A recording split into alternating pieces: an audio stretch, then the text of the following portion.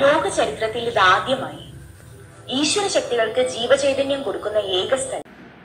ലോകാ സമസ്ത സുഖിനോ ഭവന്തു. എല്ലാവർക്കും അറിയുന്ന കാര്യം തന്നെയാണിത്. എല്ലാവരും ആഗ്രഹിക്കുന്ന കാര്യവുമാണ്. പ്രതീക്ഷയില്ലാതെ ഒരു മനുഷ്യർക്കും ജീവിക്കാനേ കഴിയില്ല. മുന്നോട്ട് പോകുന്തോറും പ്രതീക്ഷ ഏറ്റവും പ്രധാനപ്പെട്ട ഒന്നായി മാറും. നമുക്ക് എത്ര വലിയ ദുരിതങ്ങളും ദുഃഖങ്ങളും ഉണ്ടെങ്കിലും നമുക്ക് നന്നായിട്ടറിയാം അത് നാളത്തെ നല്ലതിനാണെന്ന്. നാളത്തെ നല്ലതിന് വേണ്ടി നമ്മൾ എന്ത് ശ്രമിച്ചാലും അതിന് ഭാഗ്യവും കിട്ടും, ഫലവും കിട്ടും. ഒരുപാട് വേദനകളും വിഷമങ്ങളും ഉണ്ടാവാം. പക്ഷെ നമ്മൾ പ്രതീക്ഷിക്കുന്നത് അതിൽ എത്തിച്ചേരും. ആ വിജയം നമുക്ക് വേണം എന്നുള്ളത് തന്നെയാണ്. പ്രതീക്ഷയില്ലാതെ ഒരാൾക്കും മുന്നോട്ട് പോകാനേ കഴിയില്ല. നാളെ എത്രത്തോളം വളരണം, എങ്ങനെ വളരണം, അതിൽ നിന്നും കിട്ടുന്ന ഭാഗ്യവും ഫലവും എങ്ങനെയാണ് നേടേണ്ടത് എന്ന് നമ്മൾ തീരുമാനിക്കുന്നതിന് മുമ്പ് തന്നെ ആ പ്രതീക്ഷയെ നമ്മൾ ഒരുപാട് കാര്യങ്ങളിൽ വില കൊടുക്കണം. അതിനനുസരിച്ച് മാത്രമേ നമുക്ക് മുന്നോട്ട് പോകാൻ കഴിയുള്ളൂ. ഈ പ്രതീക്ഷ എന്നത് നമ്മുടെ ഉള്ളിലെ ദൃഢനിശ്ചയമാണ്.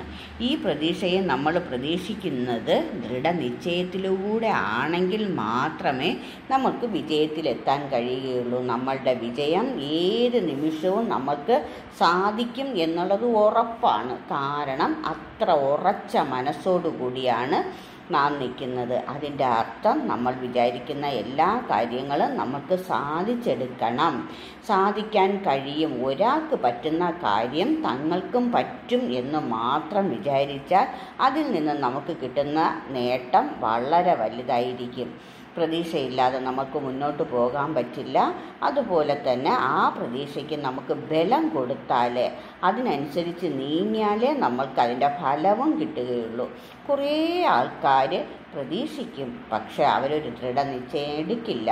അത് കാരണം അവരുടെ പല ആഗ്രഹങ്ങളും വഴിയിൽ വച്ച് തന്നെ നിന്നു പോകും. അതിന് കാരണം അവർ തന്നെയാണെന്ന് അവർ ചിന്തിക്കുകയേയില്ല. അതാണ് ഏറ്റവും വലിയ പരാജയം. നമുക്ക് വിജയിക്കണമെങ്കിൽ നാം തന്നെ പ്രവർത്തിക്കണം. നമ്മൾ പ്രവർത്തിക്കുമ്പോൾ നമ്മൾക്ക് കിട്ടുന്ന ശാരീരിക ബലം ശരീരം കൊണ്ട് തന്നെ പ്രവർത്തിച്ചാലേ കിട്ടുകയുള്ളൂ. ഒരു വിറക് വെട്ടുകാരൻ നന്നായി വിറക് വെട്ടുന്ന കണ്ടിട്ട് അസൂയപ്പെട്ടിട്ട് കാര്യമില്ല. അദ്ദേഹം ഈ രീതിയിൽ എത്തിയെങ്കിൽ ഒരുപാട് കാലം അദ്ദേഹം അത് പ്രാക്ടീസ് ചെയ്തിട്ട് തന്നെയാണ് എത്തിയത്. നമുക്കും അതുപോലെ ഏത് കാര്യവും ചെയ്യാൻ കഴിയും. നിങ്ങൾ കുഞ്ഞു കുട്ടികളെ ശ്രദ്ധിച്ചാൽ അവർ തനിയെ ചെയ്യാനാണ് ആഗ്രഹിക്കുന്നത്. ഏത് കാര്യവും അവർക്ക് നടക്കുന്നതിന് മുമ്പേ ഓടണം, ഓടുന്നതിന് മുമ്പേ ചാടണം. ഇങ്ങനെയാണ് അവരുടെ മനസ്സ് തുടിക്കുന്നത്. അവർക്കൊന്നും നിസ്സാരമായിട്ട് തോന്നില്ല. എല്ലാം അവർക്ക് സാധിച്ചെടുക്കാൻ കഴിയും എന്നുള്ള ദൃഢനിശ്ചയമാണ് അവരുടെ ഉള്ളിലുണ്ടാകുന്നത്. ആ കുട്ടിയിൽ നിന്ന് നമുക്ക് പഠിക്കാൻ ആവശ്യത്തിലേറെ കാണും. പക്ഷെ ഞങ്ങൾ അതിനു വേണ്ടി ശ്രമിക്കുകയേയില്ല. കുട്ടിയിൽ നിന്ന് എന്ത് പഠിക്കാനാണ് എന്ന് മാത്രമേ ചിന്തിക്കുകയുള്ളൂ. അത് തന്നെയാണ് നമ്മളുടെ പരാജയം. ഏറ്റവും പ്രധാനപ്പെട്ടതും അത് തന്നെയാണ്. ഏതിൽ നിന്നും എന്തിൽ നിന്നും എങ്ങനെയും പഠിക്കാനുള്ള പാഠങ്ങൾ അമിതമാണ്. ആവശ്യത്തിലേറെ ഉണ്ടാവും നമുക്ക് പഠിക്കാൻ പാഠങ്ങൾ. മനസ്സിലാക്കാനുള്ള കാര്യങ്ങളും അതുപോലെ തന്നെയാണ്. പക്ഷെ നമ്മൾ അതിന് നല്ല പ്രാധാന്യം കൊടുക്കാത്തത് കാരണമാണ് പല കാര്യങ്ങളും നമ്മൾ വിട്ടുപോകുന്നത്. വിട്ടുപോകാതെ ഇരിക്കണമെങ്കിൽ നമ്മൾക്ക് അതിനോടുള്ള ആസക്തി വേണം, നമുക്കതിനോടുള്ള ആ ആഗ്രഹം വേണം. അത് നമ്മൾ വളർത്തിയെടുക്കുമ്പോൾ നിശ്ചയമായിട്ട് അത് കിട്ടിയിരിക്കും. പ്രതീക്ഷയില്ലാതെ ആർക്കും ജീവിക്കാൻ പറ്റില്ല. ദൃഢനിശ്ചയം എടുക്കാതെ നമുക്ക് മുന്നോട്ട് പോകാൻ പറ്റില്ല. ഫലം കിട്ടുന്നത് വരെ പ്രവർത്തിക്കാതിരിക്കാനും കഴിയില്ല. ഫലം കിട്ടുന്നത് വരെ പ്രവർത്തിച്ച് കഴിഞ്ഞാൽ പിന്നെ നമ്മൾ വിജയിച്ചു എന്ന് തന്നെ തീരുമാനിക്കാം. പക്ഷേ അപ്പോഴും വേറെ പലതും നമുക്ക് ബാക്കിയുണ്ട് എന്നുള്ള ചിന്ത നമ്മുടെ ഉള്ളിലുണ്ടായിരിക്കണം. മനുഷ്യ ജന്മത്തെ പോലെ ശ്രേഷ്ഠമായ ഒരു ജന്മവും ഭൂമിയിലില്ല. അത് മനസ്സിലാക്കണമെങ്കിൽ നമ്മൾ പ്രയത്നിച്ച് തന്നെ മുന്നോട്ട് പോകണം.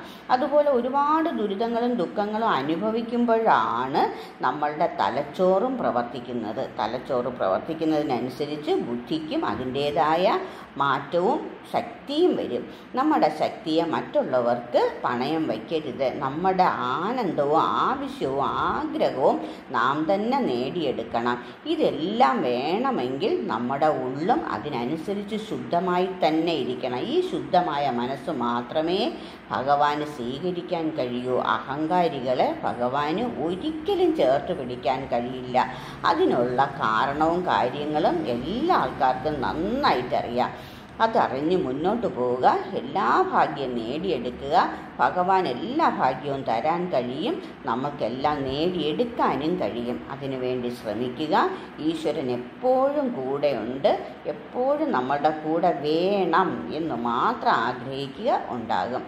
സർവ്വവ്യാപിയാണ്, സർവശക്തനാണ്, സർവജ്ഞാനിയാണ്. ഈ ബോധം നമ്മുടെ മനസ്സിലുണ്ടായിരുന്നാൽ മാത്രം മതി നമുക്ക് ദൈവത്തെ നമ്മുടെ കയ്യിൽ തന്നെ എത്തുകയും ചെയ്യും. നേടിയെടുക്കുക. എല്ലാവർക്കും ഈ മഹാഭാഗ്യം കിട്ടും. ഭഗവാൻ എല്ലാവർക്കും ഈ മഹാഭാഗ്യം കൊടുക്കാനും കഴിയും. എല്ലാവർക്കും വേണം ഇത്. ലോകാ സമസ്താ സുഖിനോ ഭവന്തു. ലോക ചരിത്രത്തിൽ ഇതാദ്യമായി ഈശ്വര ശക്തികൾക്ക് ജീവചൈതന്യം കൊടുക്കുന്ന ഏക സ്ഥലം. ഇതൊരു ചരിത്രത്തിലും രേഖപ്പെടുത്തിയിട്ടില്ല. ഇതിനു മുൻപ് കേൾവി പോലുമില്ല. കലിയുഗ അവതാരത്തിന്റെ ലക്ഷ്യം തന്നെ ഈശ്വര ശക്തികൾക്ക് പുനർചൈതന്യം കൊടുക്കുക എന്നതാണ്. ഇതിലൂടെ മനുഷ്യർക്കും എല്ലാ ജീവജാലങ്ങൾക്കും എല്ലാത്തിനും ഇത് പരമമായ സത്യമാണ്. അനുഭവത്തിൽ മാത്രം വിശ്വസിച്ചാൽ മതി. ഇതാ മഹാ അത്ഭുതങ്ങൾ ഭാരതീയമ്മയിലൂടെ എത്തുന്നു.